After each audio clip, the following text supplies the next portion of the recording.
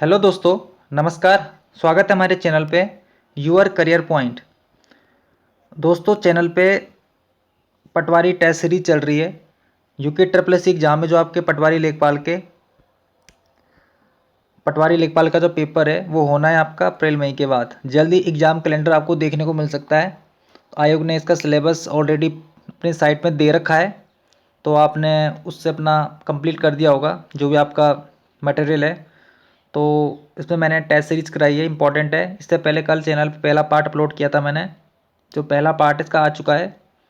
ये आपके UK triple S exam के लिए इंपॉर्टेंट रहेगा, पटवारी लेखपाल के लिए। और सबका सिलेबस सेम है, like police constable, police SI और फॉरेस्ट गार्ड, बंदी रक्षक, उनका सिलेबस भी सेम है, तो सबके लिए इंपॉर्टेंट है।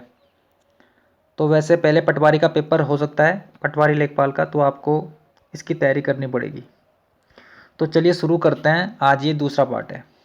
जिससे पहले कल एक पार्ट अपलोड हो चुका है। तो इंपॉर्टेंट क्वेश्चन लिए मैंने। आज ये मिक्स क्वेश्चन है, लगभग 50 क्वेश्चन है आज के इस टेस्ट में। इसमें उत्तराखंड के क्वेश्चन भी होंगे और हिंदी के भी और जनरल नॉलेज के भी क्वेश्चन होंगे। तो चलिए शुरू करते हैं टेस्ट को। तो पहला क्वेश्चन है, रामकृष्ण मिशन द्वारा संचालित किस पत्रिका का संपादन सूर्यकांत त्रिपाठी निराला जी ने किया था? सूर्यकांत त्रिपाठी निराला। सामान्य हिंदी से 20 क्वेश्चन बनते हैं और उस कवि परिचय में इन्होंने लगभग 23 कवि मेंशन किए हैं। तो उनमें से एक है सूर्यकांत त्रिपाठी निराला। ये छायावादी कवि हैं, तो इंपॉर्टेंट है। 4 छायावादी कवि हैं ना, तो उनमें से एक है सूर्यकांत त्रिपाठी निराला। तो इंपॉर्टेंट क्वेश्चन है। तो इन्होंने वैसे तो मतवाला, सुधा और समन्वय पत्रिका, इन तीनों का संपादन किया था सूर्यकांत त्रिपाठी निराला ने। तो इसका आंसर क्या हो जाएगा? क्योंकि इसमें पूछा गया है कि रामकृष्ण मिशन द्वारा संचालित, तो ये था समन्वय, तो इसमें डी राइट आंसर हो जाएगा। तो रामकृष्ण मिशन द्वारा संचालित पत्रिका का नाम था समन्वय पत्रिका, जिसका संपादन किया था सूर्यकांत त्रिपाठी निराला जी ने। और ये क्वेश्चन आया था ना कि मतवाला का संपादन किसने किया था, तो ये किया था सूर्यकांत त्रिपाठी निराला ने। और सुधा पत्रिका का संपादन भी सूर्यकांत त्रिपाठी निराला ने किया है। तो इंपॉर्टेंट क्वेश्चन है, तीनों की तीनों पत्रिकाएं सूर्यकांत त्रिपाठी निराला से रिलेटेड है। तो इसमें जो पूछा गया है, रामकृष्ण मिशन द्वारा संचालित कौन सी पत्रिका का संपादन सूर्यकांत त्रिपाठी निराला ने किया था? तो समन्वय कहाँ से निकलता था? रामकृष्ण मिशन से। तो इंपॉर्टेंट है, नोट जरूर करना, हिंदी का क्वेश्चन है। चलिए, इसका आंसर हो जाएगा डी, समन्वय।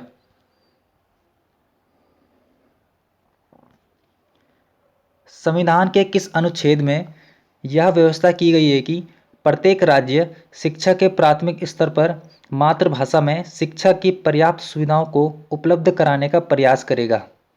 तो कौन से आर्टिकल में है? तो यह है अनुच्छेद 350 ए में, आर्टिकल 350 के क्लोज ए में ये, कि मातृभाषा में हमने क्या करना है? मातृभाषा में प्राथमिक स्तर पर मातृभाषा में शिक्षा की पर्याप्त सुविधाओं को उपलब्ध कराना है। तो इंपॉर्टेंट क्वेश्चन है। वैसे क्वेश्चन आ चुका है यूके ट्रिपल एस एग्जाम में, ये भी हिंदी का क्वेश्चन है, इंपॉर्टेंट है। तो आर्टिकल 350 ए में सी राइट आंसर हो जाएगा इसमें। और हिंदी के बारे में बताया गया है हमारा संविधान में 343 से 351 के बीच में। तो यहाँ पे राजभाषा हिंदी का मेंशन कर रखा है, तो इसमें सी राइट आंसर हो जाएगा, आर्टिकल 350 ए। निम्न में से किसने कहा था अच्छा शासन स्वशासन का स्थानपन्न नहीं है? तो ये कहा था इनमें से स्वामी दयानंद सरस्वती जी ने। तो इसमें सी राइट आंसर हो जाएगा, स्वामी दयानंद सरस्वती ने कहा था।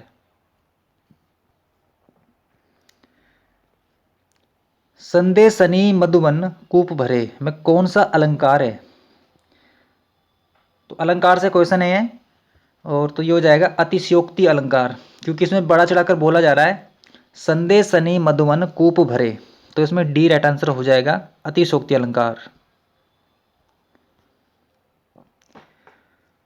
ध्रुव सामनी नाटक के रचयिता कौन है? तो ध्रुव सामनी नाटक किसने लिखा है? तो ये लिखा है जयशंकर प्रसाद जी ने। जयशंकर प्रसाद राइट आंसर हो जाएगा। ये भी छायावादी कवि है और सिलेबस में है, तो इंपॉर्टेंट है। तो इसमें सी राइट आंसर हो जाएगा। अगला क्वेश्चन है, गुरु गोविंद सिंह की रचनाएं इनमें से कौन कौन सी है? तो ये दे रखा है, दसम ग्रंथ, चंडी चरित्र, विचित्र नाटक, जफरनामा। तो इनमें से कौन कौन सी रचनाएं हैं गुरु गोविंद सिंह की, बताइए। तो इसका राइट आंसर क्या हो जाएगा? 1, 2, 3 और 4, ये चारों रचनाएं गुरु गोविंद सिंह की है। तो इनकी जो रचनाएं हैं यह है दसम ग्रंथ, चंडी चरित्र, विचित्र नाटक और जफरनामा। सबसे ज़्यादा ये पूछते हैं जफरनामा। जफरनामा और दसम ग्रंथ किसकी रचनाएं हैं? गुरु गोविंद सिंह की। लेकिन इन्होंने चंडी चरित्र और विचित्र नाटक भी लिखा है। तो ये सारे के सारे गुरु गोविंद सिंह की रचनाएं हैं। तो इसमें डी राइट आंसर हो जाएगा, 1, 2, 3 और 4।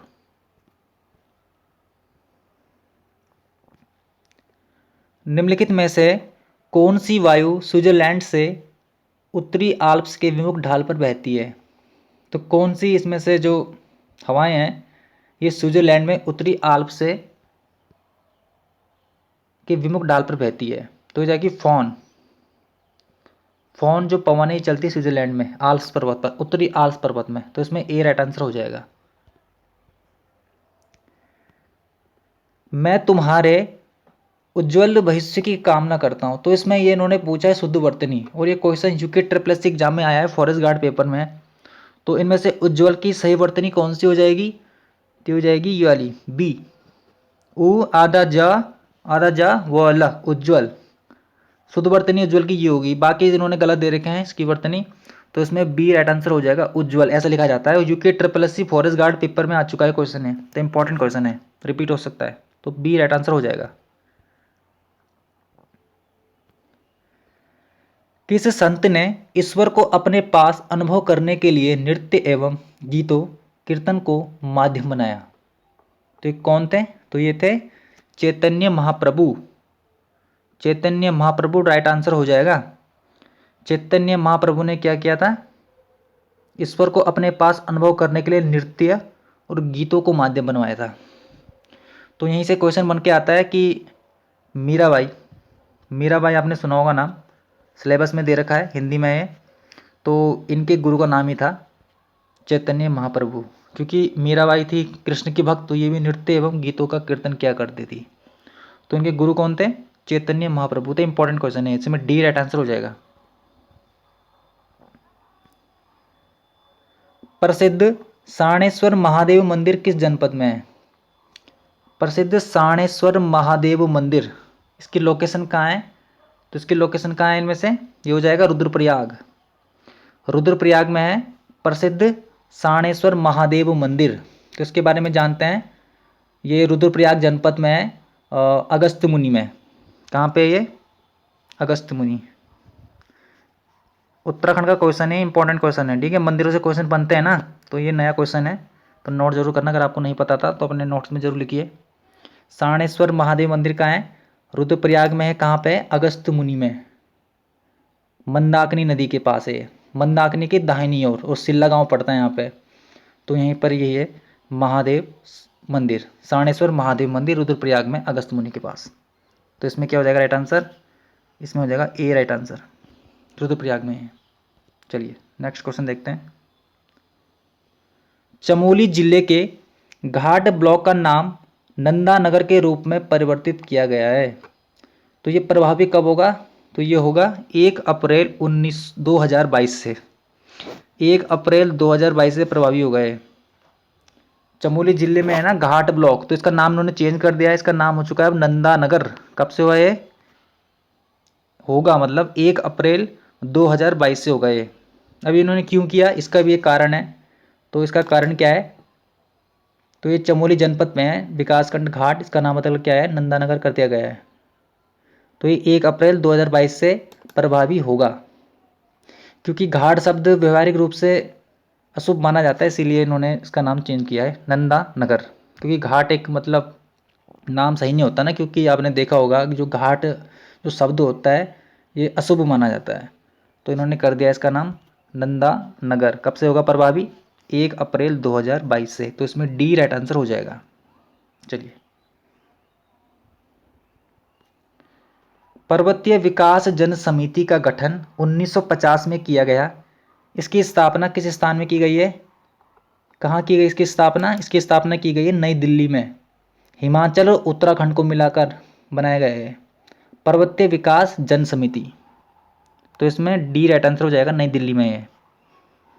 चलिए नेक्स्ट क्वेश्चन देखते हैं।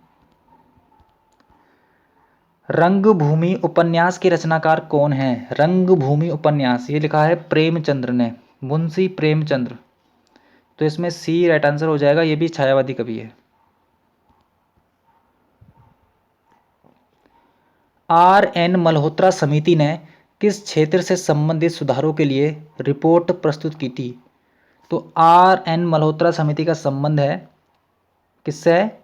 बीमा क्षेत्र से है, बीमा क्षेत्र से। तो इसमें सी राइट आंसर हो जाएगा। विश्व का सबसे बड़ा द्वीप कौन सा है? तो विश्व का सबसे बड़ा द्वीप है ग्रीनलैंड, इसमें सी राइट आंसर हो जाएगा, ग्रीनलैंड। तमिलनाडु व आंध्र प्रदेश के तट का नाम क्या है? तो तमिलनाडु और आंध्र प्रदेश के तट को कहते हैं कोरोमंडल तट, कोरोमंडल, ए राइट आंसर हो जाएगा। बघेली बोली का संबंध किस उपभाषा से है? बघेली बोली, तो ये बोली आती है पूर्वी हिंदी में, पूर्वी हिंदी का भाग है बघेली बोली। तो इसमें बी राइट आंसर हो जाएगा। जम्मू कश्मीर का सदर ए रियासत पदनाम कब बदलकर राज्यपाल कर दिया गया? तो किया गया था 1965 में। कब किया गया था? 1965 में। पहले यहाँ राज्यपाल को कहते थे सदर ए रियासत, इसका नाम बदलकर राज्यपाल कब किया गया? 1965 में किया गया है। नेक्स्ट क्वेश्चन है, गढ़वाल हिमालय की पारंपरिक चिकित्सा पद्धति, ये पुस्तक है, इसके रचनाकार कौन है? तो ये लिखा है डॉक्टर पवन कुदवान जी ने। तो इसमें बी राइट आंसर हो जाएगा। क्या है? गढ़वाल हिमालय की पारंपरिक चिकित्सा पद्धति किसकी है? डॉक्टर पवन कुदवान जी की है। इस ग्रंथ में इन्होंने गढ़वाल हिमालय के बारे में बताया है, ठीक है, गढ़वाल हिमालय का वर्णन किया है इन्होंने। तो इसमें बी राइट आंसर हो जाएगा। उत्तराखंड की संस्कृति पर संकलित पुस्तक धरोहर, धरोहर पुस्तक का विमोचन किया गया। इस पुस्तक के लेखक कौन है? तो धरोहर पुस्तक के लेखक कौन है? यह है डॉक्टर रेखा त्रिवेदी जी। डॉक्टर रेखा त्रिवेदी की रचना है धरोहर, धरोहर पुस्तक लिखी है डॉक्टर रेखा त्रिवेदी जी ने। इसमें उत्तराखंड की संस्कृति के बारे में लिखा गया है। तो इसमें सी राइट आंसर हो जाएगा। उत्तराखंड के देहरादून में हाल ही में किसने सैन्य धाम का शिलान्यास किया है? उत्तराखंड में क्या खुला है? सैन्य धाम। तो इसका शिलान्यास किया था राजनाथ सिंह जी ने, राजनाथ सिंह ने किया था इसका शिलान्यास। कहाँ पे किया गया था? देहरादून में किया गया था, देहरादून के गुनियाल गांव में, पुरुकुल में। कब किया इन्होंने? 15 दिसंबर को किया था, 15 दिसंबर 2021 को। तो डेट भी पूछा जा सकता है। तो उसका राइट आंसर क्या हो जाएगा? राजनाथ सिंह ने किया सैन्य धाम का शिलान्यास 15 दिसंबर 2021 को देहरादून में। निम्न में से किस राज्य सरकार ने दूध मूल्य प्रोत्साहन योजना को शुरू किया है? दूध मूल्य प्रोत्साहन योजना 8 दिसंबर 2021 को योजना शुरू हुई है, 8 दिसंबर 2021 को। कहाँ पे? अपने उत्तराखंड में। कहाँ की गई है योजना शुरू? है उत्तराखंड में की गई है, पुष्कर सिंह धामी जी के द्वारा। तो लगभग इसमें 53,000 लोगों को लाभान्वित किया जाएगा। दूध मूल्य प्रोत्साहन योजना, क्वेश्चन कैसे भी पूछा जा सकता है। उत्तराखंड की योजना है, कहाँ की योजना है? अपने उत्तराखंड की है। और इसकी शुरुआत कब हुई है? 8 दिसंबर 2021 को। तो इसमें सी राइट आंसर हो जाएगा। चौपाता सूर्य मंदिर किस जनपद में स्थित है? चौपाता का सूर्य मंदिर कहाँ है? पिथौरागढ़ में है। कहाँ पे? पिथौरागढ़ में। इंपॉर्टेंट क्वेश्चन है, सूर्य मंदिर से क्वेश्चन बनते हैं। तो उत्तराखंड में बहुत सूर्य मंदिर मिलेंगे आपको। तो चौपाता का सूर्य मंदिर कहाँ पे मिलेगा आपको? ये मिलेगा आपको पिथौरागढ़ में। कहाँ मिलेगा? पिथौरागढ़ में। इस मंदिर का जो गर्भगृह है ना, वर्गाकार है। कैसा है ये? वर्गाकार है ये। तो क्वेश्चन पूछने का तरीका कई तरह से हो सकता है। तो ये कैसा है? वर्गाकार है। और ये नागर शैली में बना हुआ है। किसमें? नागर शैली में। चलिए इसमें सी राइट आंसर हो जाएगा। बुद्ध ने सर्वाधिक उपदेश कहाँ दिए थे? तो बुद्ध ने सर्वाधिक उपदेश दिए थे श्रावस्ती में। रिपीटेड क्वेश्चन है, ऐसे क्वेश्चन पूछे जाते हैं एग्जाम में। तो श्रावस्ती में दिया था इन्होंने सर्वाधिक उपदेश, ए राइट आंसर। आधुनिकीकरण ग्रीष्मकालीन ओलंपिक खेल सर्वप्रथम कहाँ आयोजित किए गए थे? कहाँ हुए थे ये हुए थे पहली बार एथेंस में, 1896 में हुए थे। इंपॉर्टेंट क्वेश्चन है क्योंकि ओलंपिक गेम्स हुए हैं आजकल 2020 के टोक्यो ओलंपिक, तो क्वेश्चन बन सकते हैं ओलंपिक गेम से। तो पहली बार कहाँ खेले गए थे ग्रीष्मकालीन ओलंपिक? एथेंस में 1896 में, ए राइट आंसर।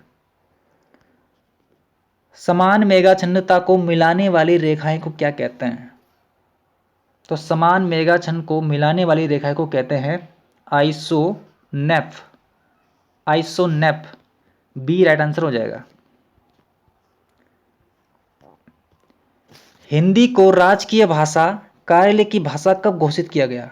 तो हिंदी को राजकीय भाषा या कार्यालय की भाषा घोषित किया गया 26 जनवरी 1965 को। तो इसमें डी राइट आंसर हो जाएगा, 26 जनवरी 1965 को। इंपॉर्टेंट क्वेश्चन है। चलिए नेक्स्ट क्वेश्चन। भारत का सबसे बड़ा एवं संगठित उद्योग किससे माना जाता है? तो सबसे बड़ा उद्योग है भारत का, यह है आपका सूती वस्त्र उद्योग। इसमें बी राइट आंसर हो जाएगा। भारत का सबसे बड़ा संगठित उद्योग है ये, ठीक है, सूती वस्त्र उद्योग। इसमें बी राइट आंसर हो जाएगा।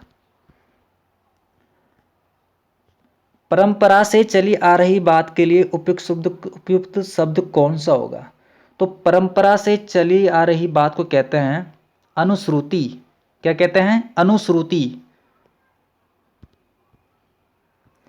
विश्व हिंदी दिवस कब मनाया जाता है? विश्व हिंदी दिवस 10 जनवरी को मनाया जाता है। कब मनाया जाता है? 10 जनवरी को। और जबकि जो राष्ट्रीय हिंदी दिवस है ना, राष्ट्रीय हिंदी दिवस, राष्ट्रीय हिंदी दिवस मनाया जाता है 14 सितंबर को। नेशनल हिंदी डे होता है जो, ये होता है 14 सितंबर को। और जबकि विश्व हिंदी दिवस कब मनाया जाता है? ये मनाया जाता है 10 जनवरी को। तो इसमें राइट आंसर क्या हो जाएगा? सी, 10 जनवरी।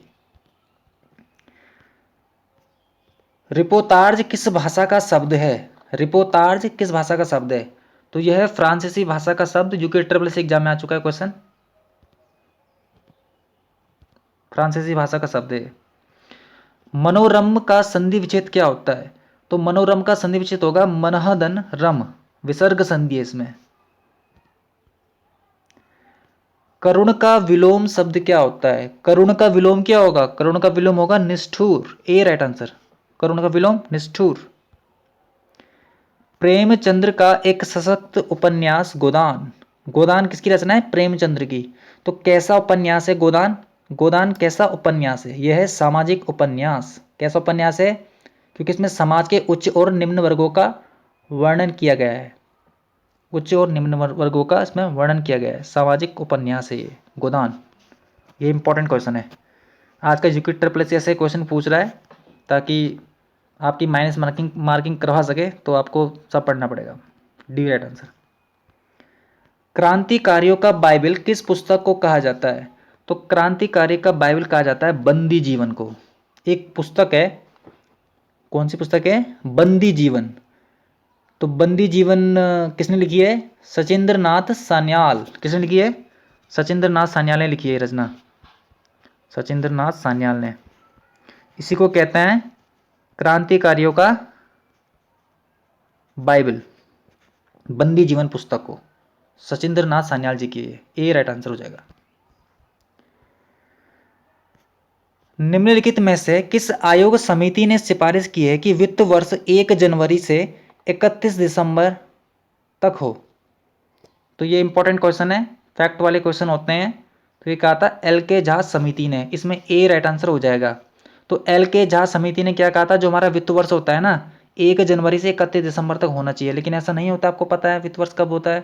तो इन्होंने क्या किया था, क्या माना था, क्या कहा था अपनी कमेटी में कि 1 जनवरी से लेके 31 दिसंबर तक होना चाहिए। एल के झा समिति था इसका राइट आंसर, ए राइट आंसर। सामाजिक वानिकी योजना यानी फॉरेस्ट्री स्कीम, इसकी योजना कब शुरू की गई? कौन सी पंचवर्षीय योजना में सामाजिक वानिकी योजना को शुरू किया गया था? तो ये थी 5वीं पंचवर्षीय योजना, 5th फाइव-ईयर प्लान था। आप कमेंट बॉक्स में बताइए कि सामाजिक वानिकी योजना की शुरुआत कब हुई और 5वीं पंचवर्षीय योजना का टाइम पीरियड बताइए कमेंट बॉक्स में। तो इसमें ए राइट आंसर हो जाएगा। आता है एग्जाम में क्वेश्चन, ठीक है। सामाजिक वानिकी कार्यक्रम कब लागू हुआ, पंचवर्षीय योजनाओं के बारे में क्वेश्चन बनते हैं ना, तो आपको बताना पड़ेगा आप कितना पढ़ते हो। तो इसमें ए राइट आंसर हो जाएगा।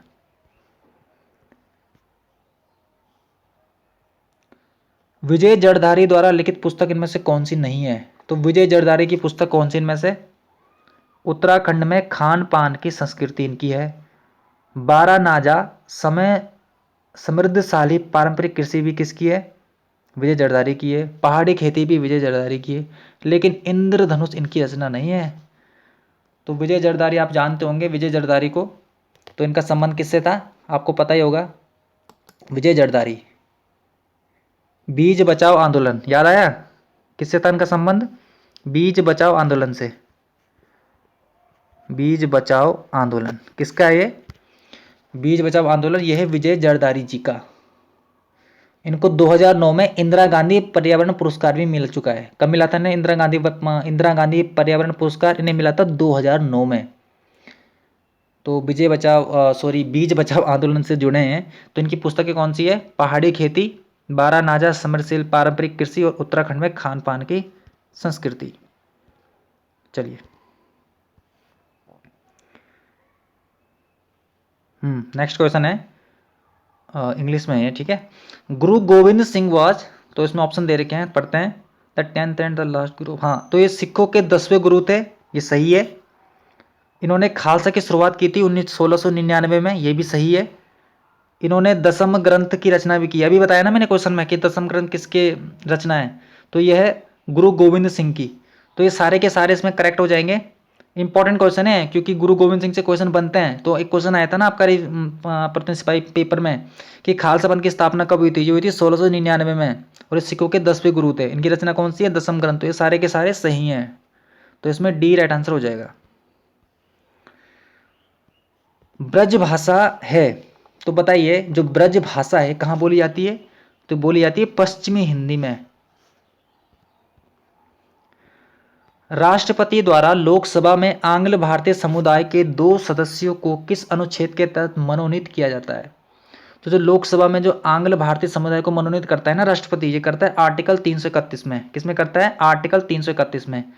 अगर जो अनुच्छेद 333 की बात करें तो इसमें राज्यपाल जो होता है ना, जो राष्ट्रपति के प्रसाद नियंत्रित होता है, तो ये जो हमारी राज्य की विधानसभा में ये एक आंग्ल समुदाय को मनोनीत करता है, ठीक है। लोकसभा में कौन सा आर्टिकल में करेगा? अनुच्छेद 331 में राष्ट्रपति, और राज्यपाल किससे करेगा? अनुच्छेद 333 से विधानसभा में। तो इसमें राइट आंसर क्या हो जाएगा? 331 में करता है ये राष्ट्रपति, लोकसभा में आंग्ल भारतीय समुदाय को मनोनीत। कितनों को? 2 बंदों को।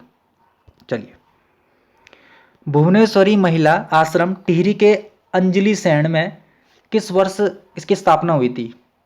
तो भुवनेश्वरी महिला आश्रम कहाँ है? टिहरी के अंजलि सैन में। 1977 में इसकी स्थापना हुई थी। भुवनेश्वरी महिला आश्रम कहाँ पे? टिहरी के अंजलि सैन में है। और ये स्वामी मनमंथन के द्वारा शुरू किया गया था। किसके द्वारा? स्वामी मनमंथन। इंपॉर्टेंट क्वेश्चन है, स्वामी मनमंथन ने इसको स्टार्ट किया था। तो ये केरल के थे और ये केरल से आए थे 1964 के दशक में। 1964 में आए थे टिहरी में। तो उन्होंने 1977 में भुवनेश्वरी महिला आश्रम की स्थापना की थी, स्वामी मनमंथन ने। सी राइट आंसर हो जाएगा। नरेंद्र नगर में स्थित राज्य पुलिस प्रशिक्षण अकादमी की शुरुआत कब की गई थी? राज्य पुलिस प्रशिक्षण अकादमी, तो इसकी स्थापना हुई थी 2011 में। डेट के साथ याद करना पड़ेगा आपको। 1 मई 2011 को राज्य पुलिस प्रशिक्षण की स्थापना हुई थी। राज्य पुलिस प्रशिक्षण अकादमी की स्थापना हुई थी 2011 में। कहाँ है ये? नरेंद्र नगर में है।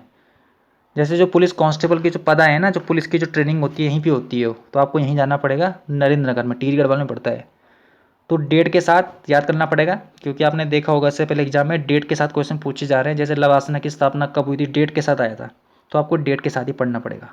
तो उसमें डी राइट आंसर हो जाएगा। हड़प्पा एवं मोहनजोदाड़ो को एक विस्तृत साम्राज्य का जुड़वा राजधानी किसने कहा था? हड़प्पा और मोहनजोदाड़ो को एक विस्तृत राज्य की जुड़वा राजधानी कहा था पिग्गट ने। किसने कहा था? पिग्गट ने कहा था। तो उसमें ए राइट आंसर हो जाएगा। हिंदी खड़ी बोली किस अपभ्रंश का भाग है? तो हिंदी खड़ी बोली में आता है शौरसेनी अपभ्रंश। हिंदी खड़ी बोली या कौरवी, हिंदी खड़ी बोली या कौरवी एक ही नाम है। ये नाम दिया था कौरवी राहुल सांकरटायन जी ने। तो ये बोली जाती है शौरसेनी अपभ्रंश में। निराला की कविता जूही की कली उदाहरण है। तो सूर्यकांत त्रिपाठी निराला, तो इनकी रचना है, कविता है जूही की कली। यह है मुक्तक छंद का उदाहरण। इंडोनेशिया की राजधानी जकार्ता का प्राचीन नाम क्या है? तो इंडोनेशिया की राजधानी जकार्ता का जो प्राचीन नाम है यह है बटाविया। बटाविया इसका प्राचीन नाम है जकार्ता का। अब इनकी राजधानी चेंज हो रही है, मैंने आपको कल के टेस्ट में कराया था। अगर आपको याद है तो कमेंट बॉक्स में बताइए कि इंडोनेशिया की नई राजधानी कौन सी है। तो जो जकार्ता थी ना, तो जकार्ता का प्राचीन नाम पूछा गया है। तो जकार्ता का प्राचीन नाम क्या है? बटाविया। तो दोस्तों ये थे आज ये सेकंड पार्ट था आज, तो जो कि ट्रिपल एस एग्जाम के लिए इंपॉर्टेंट रहेगा, जिसमें जनरल सिलेबस होता है। तो क्वेश्चन कहीं से भी बन सकते हैं, तो आपको वैसे ही अपनी स्ट्रेटजी बनानी पड़ेगी। तो आप सिलेबस के अकॉर्डिंग पढ़िए। मैंने इसमें सिलेबस के अकॉर्डिंग ही क्वेश्चन बनाए हैं, कोई अनावश्यक क्वेश्चन नहीं है। जो आपके सिलेबस में दे रखा है वही है। तो आप चैनल के साथ भरोसा बनाए रखें, यहाँ से निश्चित क्वेश्चन देखने को मिलेंगे। जिस दिन आपका पेपर होगा ना, तो पेपर उठा के देखना और मेरी वीडियो को देखना, तब पता चलेगा आपको यहाँ से कितने क्वेश्चन फंसे हैं। तो अनुभव के अनुसार बोल रहा हूँ, मुझे अनुभव है क्योंकि मैंने पेपर दिए हैं इससे पहले बहुत सारे एग्जाम, तो मुझे पता है कि क्वेश्चन कैसे बनते हैं। तो बस आपको इन्हीं क्वेश्चनों को रटना है। वनडे एग्जाम का कहने का मतलब होता है आपको रिवीजन करना है और खूब सारे फैक्ट को याद करने पड़ते हैं।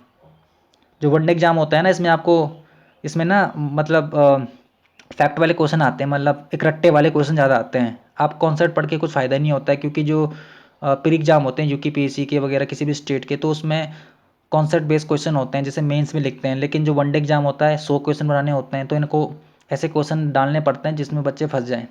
तो मतलब फैक्ट वाले क्वेश्चन होते हैं, तो आपको ज़्यादा से ज़्यादा फैक्ट को याद करने पड़ेंगे। इसीलिए मैंने ज़्यादा, आपने देखे होंगे मैंने इसमें फैक्ट वाले क्वेश्चन को ज़्यादा पूछा है। तो ऐसे क्वेश्चन देखने को मिलते एग्जाम में। ठीक है, तो तैयारी कीजिए और चैनल के साथ बने रहिए। पसंद आए तो लाइक ज़रूर करना और कमेंट बॉक्स में बताना कि आगे की सीरीज़ क्या इसको जारी करनी है, तभी मैं इसका अगला पार्ट लेके आऊँगा। और हमारे चैनल को सब्सक्राइब जरूर कीजिए, यूअर करियर पॉइंट। इसमें आपको और भी टेस्ट सीरीज चलती रहेगी। ये मैंने कंबाइंड क्वेश्चन बनाए थे, मिक्स क्वेश्चन, क्योंकि इसमें उत्तराखंड के हिंदी के और जनरल नॉलेज के क्वेश्चन देखने को मिलेंगे आपको। लेकिन इसमें टेस्ट के अलावा चैनल की प्लेलिस्ट में जाके देख सकते हैं, उत्तराखंड की अलग टेस्ट सीरीज चल रही है, जनरल नॉलेज की अलग चल रही है और सामान्य हिंदी की अलग चल रही है, और डिस्क्रिप्टिव पार्ट भी चल रहा है। और ये आपको छोटी मोटी वीडियो से मिलती रहती है, जो भी आपके सिलेबस में दे रखा है। तो ठीक है, मैंने बहुत ज़्यादा लेक्चर दे दिया है, तो मिल लेंगे नेक्स्ट टॉपिक के साथ। वीडियो लंबी हो गई है, चलिए धन्यवाद।